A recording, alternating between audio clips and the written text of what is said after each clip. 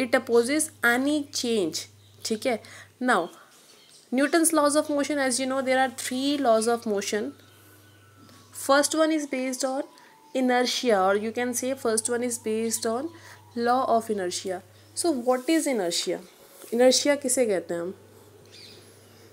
बेटा inertia ऐसी property होती है किसी भी ऑब्जेक्ट की जो कि मोशन पसंद नहीं करती, या फिर ये कह सकते हैं आप चेंज पसंद नहीं करती. Change is the exact term. If a body is at rest, तो वो इनर्शिया जो उसकी प्रॉपर्टी है वो उसे रेस्ट पे ही रखेगी. If a body is at motion, तो इनर्शिया एक ऐसी प्रॉपर्टी है जो उसे मोशन पे ही रखेगी. इनर्शिया ऑफ मोशन जिसे कहते हैं. And third one is inertia of direction. तो इनर्शिया इज़ ऑफ 3 टाइप्स. अगर इनर्शिया क्या है तो that is inertia is the property of a body that opposes any change. Inertia को बदलाव बिल्कुल नहीं पसंद. अगर कोई बॉडी रेस्ट पे है तो वो चाहेगा इनर्शिया कि वो रेस्ट पे ही रहे. मोशन में है तो वो चाहेगा मोशन में ही रहे. और अगर कोई body uniform speed, uniform uniform मतलब सेम, अगर कोई बॉडी यूनिफॉर्म स्पीड के साथ चल रही है तो इनर्शिया विल प्रेफर कि वो ऐसे ही चलती रहे, उसमें कोई चेंज ना आए, ना वो रुके, ना वो थमे, ना वो और तेज़ हो, ना वो कम तेज़ हो. समझ में आया? So there are 3 types of inertia. Inertia of rest का एग्जांपल आपने देखा होगा. Whenever suppose you are sitting at bike, किसी के पीछे, ठीक है, किसी ने एकदम से बाइक स्टार्ट किया एकदम विद अ जर्क, तो आप पीछे की तरफ गिरते हैं. जब एकदम से बाइक स्टार्ट किया और एकदम से रेस दिया तो क्या होता है, यू जस्ट फॉल बैक, क्योंकि आपकी बॉडी रेस्ट पे थी तो वो रेस्ट पे ही रहना चाहेगी. और लेकिन द बाइक इज़ मूविंग, तो उसके साथ आपको आगे जाना पड़ेगा. That's why you feel a jerk. In the same वे जब बाइक एक कांस्टेंट स्पीड के साथ चल रही है या फिर किसी भी स्पीड के साथ चल रही है, तो लेकिन जब हम रोकते हैं तो एकदम से जर्क के साथ रोकते हैं, मतलब कि ब्रेक लगा देते हैं, तो क्या होता है उसमें भी आपका you fall back, isn't it. उसमें भी आपका इनर्शिया लगता है. यू फॉल बैक और forward, actually you fall forward, क्योंकि बैक तो आपका फॉल करेंगे जब आप रेस्ट पे होंगे तो आपकी बॉडी पीछे ही रहना चाहेगी, वो बाइक के साथ आगे नहीं जाना चाहेगी. लेकिन जब बाइक एकदम से रुकता है तो व्हाट हैपन्स, तब क्या होता है, तब आप क्या करते हैं, तब आप आगे की तरफ गिरते हैं, क्योंकि आपकी बॉडी मोशन में होती है एंड वो मोशन में ही रहना चाहती है. लेकिन all of a sudden bike को रोक दिया जाता है by applying brakes. In the same way inertia of direction आपने फील किया होगा. Suppose you are going in a bus, ठीक है, बस में आप जाते हैं, जैसे कि पहाड़ियों वैली वाला इलाके से जाते हैं, हिली एरिया से जाते हैं, तो मोड़ आते हैं, टर्न्स आते हैं. जैसे ही टर्न आता है, आपने देखा है कि बस एकदम से लेफ्ट साइड में चल रही है और एकदम से राइट टर्न आ गया. जब राइट टर्न आया, बस राइट को टर्न है, तो आप किधर गिरते हैं, लेफ्ट को गिरते हैं, क्योंकि earlier you were in left, आप जहाँ थे वहीं रहना पसंद करते हैं. तो देखा है जब टर्न्स आते रहते हैं तो आप इधर उधर गिरते ही रहते हैं. गिरते हैं एज इन मतलब ये नहीं कि उठ के गिर रहे हैं. आपकी बॉडी, जो आपकी अपर बॉडी है, बैठे होते तो आपकी अपर बॉडी इधर उधर ही जाती रहती है. Got it? So first law of motion is based on this only, कि if a body is at rest, it will be at rest until and unless any external force is applied on it. आपने देखा होगा हम ball को role करते हैं, थोड़ी देर बाद बॉल जाके रुक जाती है. क्यों? क्योंकि उस पर इनर्शिया लग रहा होता है कि नहीं लग रहा होता है, क्योंकि उस पर फ्रिक्शन लग जाता है. आपको मैंने स्टार्टिंग में पढ़ाया कि what is friction. Friction is an opposing force जो कि मोशन को अपोज करता है.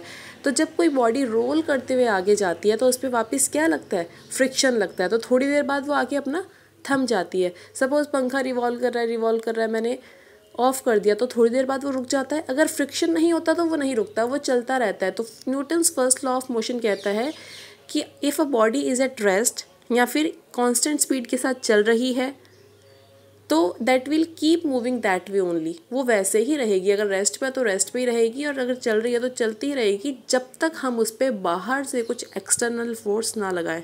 This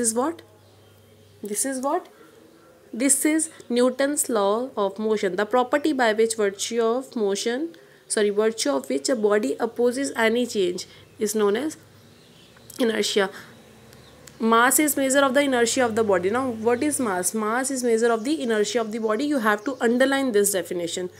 Now numerical, force is what? F is equals to 0, U is equals to constant. U is what?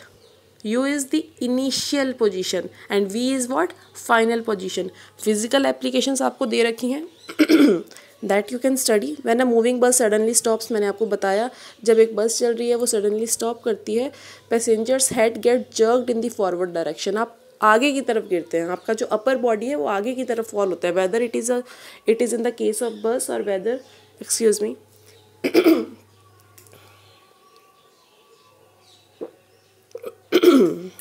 whether it is in the case of bus or whether it is in the case of bike or whatever, right? Now ये आप तो पढ़ लेंगे physical applications. So now Newton's second law of motion.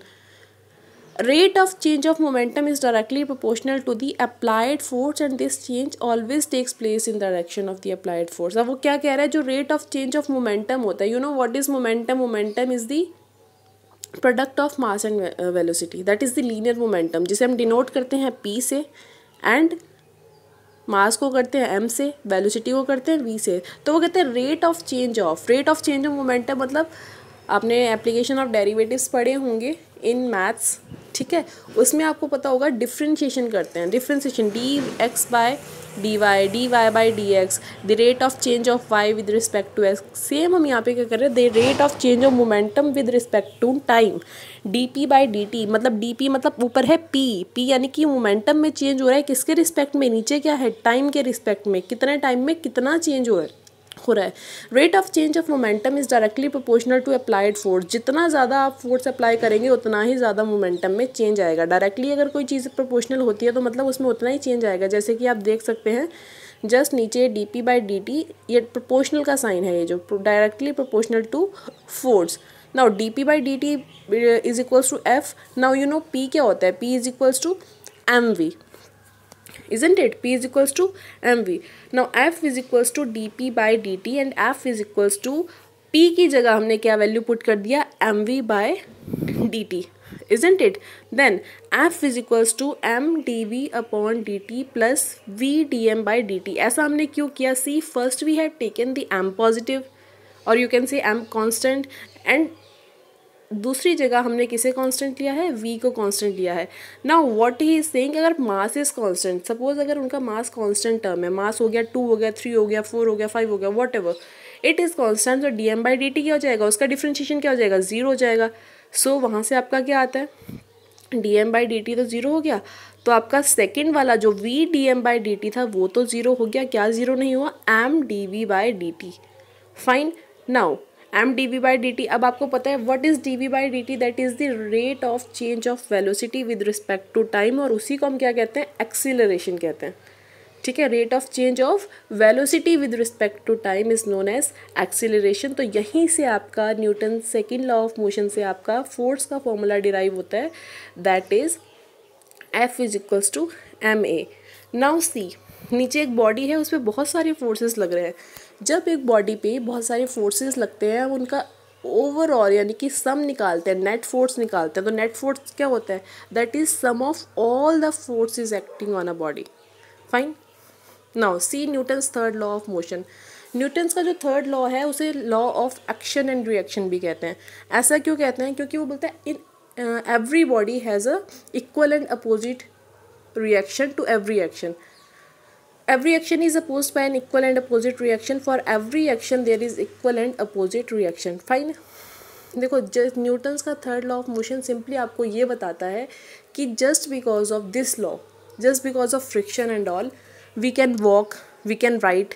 आपने देखा होगा if the place is very very slippery, just like ice sheets हो गई या फिर टाइल्स हो गई, बहुत ज़्यादा स्मूथ टाइल्स हो गई, you are not able to walk. आप उस पर चल नहीं सकते. क्यों? क्योंकि वहाँ पे फ्रिक्शन बहुत ही ज़्यादा कम हो जाता है. ठीक है, और अगर फ्रिक्शन कम हो जाएगा तो you won't be able to walk. Friction कम हो जाएगा पेपर के ऊपर तो you won't be able to write. तो फ्रिक्शन क्या है, अगर आप राइट की तरफ लिख रहे हैं तो फ्रिक्शन लेफ्ट की तरफ लगेगा. फ्रिक्शन एक अपोजिंग फोर्स होता है. तो just because of this law it is clear that कि to every action there is equal and opposite reaction. आप चल रहे हैं, आप ग्राउंड को पीछे की तरफ धकेल रहे हैं क्योंकि आप आगे की तरफ चल रहे हैं, तो ग्राउंड आपको कहाँ धकेल रहा है, ग्राउंड आपको कहाँ धकेल रहा है, आप आगे चल रहे हैं, फ्रिक्शन का जो फोर्स है वो पीछे की तरफ लग रहा है, isn't it? Just because of that you are able to walk, इसी के कारण आप चल पा रहे हैं। समझ में आया? नाउ वो क्या कह रहा है, if F12 vector is action then F21 is reaction and F21 is the action then F12 reaction. ठीक है, अब वाइसी वर्सा हो जाएगा। एक्शन के अपोजिट क्या होगा? हमेशा रिएक्शन होगा, रिएक्शन के अपोजिट हमेशा क्या होगा? एक्शन होगा। So that's all for today. ये Newton's third law of motion.